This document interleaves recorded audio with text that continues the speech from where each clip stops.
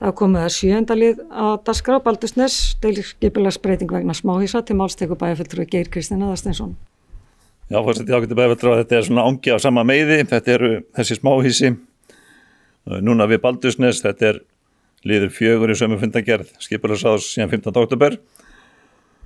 Og hér er semst fram lögða 9 að lokinni auglýsingu tillaga breyting á deiliskipulagi Krossaneshaga iðnaðarsvæðis A-hluta. Og breytingin felur í sér að skilgreind ný lóð undir þessi sértöku búsetu úrræði. En hér er gert ráð fyrir alltaf 2 smáhýsum, sem sagt 1 eða 2 smáhýsi. Og svæðið sem ræðir er óbyggt svæðið, það sem afmarkaðist af götunni Baldursnesi í norðri, lóðinni Baldursnesi 7 í vestri, lóð Bíkó í suðri og spennistöðvarlóð í austri. Og líkt og áðan vil ég taka fram að það sem þessi lóð er raun og veru inn í iðnaðarhverfi, þá er gerð kvöðum að sé tré og gróður.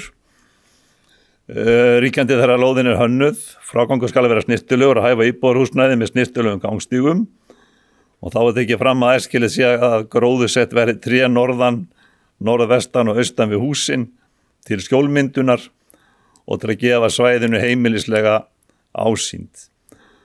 Og þá er einnig veitt heimild til að reisa hljóðuvegg meðfram lóðamörkum til að tryggja viðunandi hljóðuvist ef að þörf krefur. Það bárust líka umsagnir þarna frá Norðurorku, Minjastofnun og umhverfis- og mannvirkjasviði allar smávægilegar og skipulagsráð leggur til við bæjarstjórn að tillagan að breytingu til skipulagi verið samþykkt með minni átta breytingum frá auglýstri tillögu vegna kvaða gróður og frágang. Takk. Bæjarfulltrúi Geir Kristinn Aðalsteinsson lokið máli sínu orðið er laust.